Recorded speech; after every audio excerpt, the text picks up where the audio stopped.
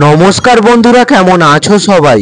ভবঘুরে সৌরভের একটি নতুন ভিডিওয় তোমাদেরকে অনেক অনেক স্বাগত। আমাদের আজকের ভিডিওর জার্নিটা থাকছে হাওড়া থেকে কিভাবে খুব কম খরচে ফেয়ারলি পৌঁছে যাব। সাথে থাকছে ভবঘুরে সৌরভের ভেসেলে করে যাওয়ার একটি নতুন অভিজ্ঞতা, যেখান থেকে খুব সহজেই পৌঁছে যাওয়া যাবে ডালহৌসি অফিস পাড়া।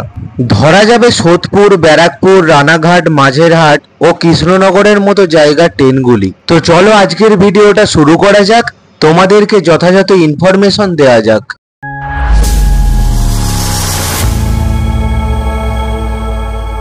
ঘড়ির কাঁটায় সময় সকাল 7:30 আর এখন আমি আছি হাওড়া স্টেশনের ওল্ড কমপ্লেক্স এবং নিউ কমপ্লেক্সের ঠিক মাঝখানে। আর আজকে আমরা জার্নি করব হাওড়া থেকে ফেয়ারলি ফেরিঘাট পর্যন্ত ভেসেলের মাধ্যমে। রাস্তাটা ক্রস করে চলে এলাম হাওড়া 3 নম্বর ফেরিঘাটে, যেখান থেকেই মূলত ফেয়ারলি যাওয়ার ফেরি ছাড়া হয়। কাউন্টার থেকে টিকিট কেটে ফেরিঘাটের দিকে এগিয়ে গেলাম। হাওড়া থেকে ভেসেলে করে ফেয়ারলি যেতে টিকিট মূল্য পড়লো মাত্র 6 টাকা। মানে একবার ভেবে দেখো, যেখানে আমাদের কলকাতা বাস ট্রান্সপোর্টের মিনিমাম ফেয়ার 10 টাকা, সেখানে 2024-এ দাঁড়িয়ে এখনো পর্যন্ত মাত্র 6 টাকায় ভেসেলের পরিষেবা পেয়ে থাকছি। এটা আমাদের কাছে সত্যিই একটা গর্বের বিষয়। আচ্ছা, ফেরিঘাটে ঢোকার সময় গেটে আমাদের থেকে টিকিট নিয়ে নেওয়া হলো। ওখানে গিয়ে আর টিকিটের প্রয়োজন হবে না, টিকিট নেওয়ার সময় সেরকমটাই বলে দিল। একইভাবে যারা ফেয়ারলি থেকে হাওড়া আসবে তাদেরকে ওখানের গেটে টিকিট নিয়ে নেবে,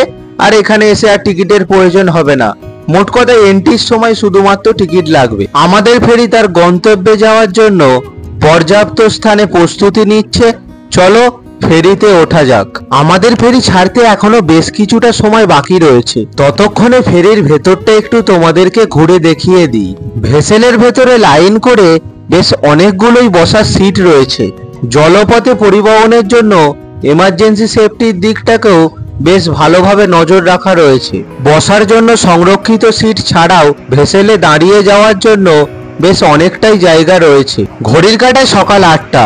আমাদের ভেসেল সঠিক সময়েই তার গন্তব্যের উদ্দেশ্যে রওনা দিল।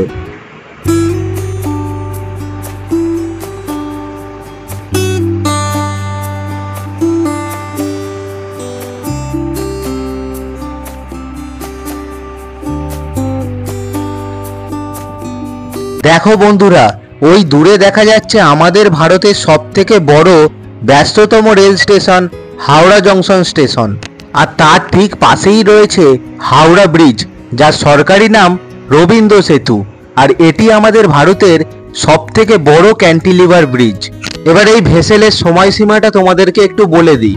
সকাল 8টা থেকে রাত 8টা পর্যন্ত হাওড়া থেকে ফেয়ারলি ও ফেয়ারলি থেকে হাওড়া অবধি ভেসেলের পরিষেবা পাওয়া যায়। টিকিটের মূল্য কম হলেও ভেসেলের সংখ্যা কিন্তু যথেষ্ট পরিমাণেই রয়েছে। প্রতি 10 মিনিট অন্তর অন্তরই গন্তব্যে পৌঁছানোর ফেরি পাওয়া যায়।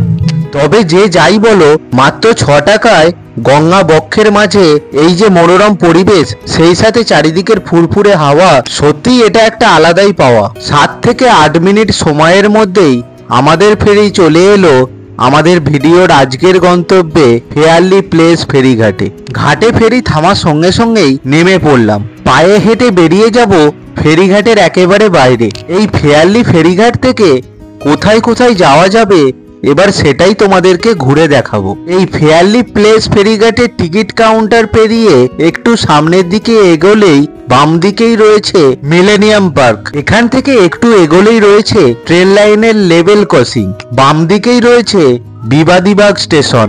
এই বিবাদীবাগ স্টেশন দিয়েই মাঝেরহাট, হাবড়া, নৈহাটি, ব্যারাকপুর, কৃষ্ণনগরের মতো স্টেশনগুলিতে খুব সহজেই পৌঁছে যাওয়া যায়। এখান থেকে কিছুটা পথ হেঁটে গেলেই রয়েছে ডালহৌসি অফিস পাড়া।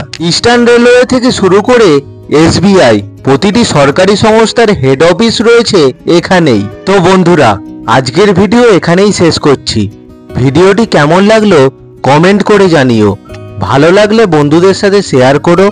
চ্যানেলে নতুন হলে চ্যানেলটিকে অবশ্যই সাবস্ক্রাইব করো। দেখা হচ্ছে নতুন কোনো ভিডিওয় নতুন কোনো ভবঘুরের সন্ধান নিয়ে।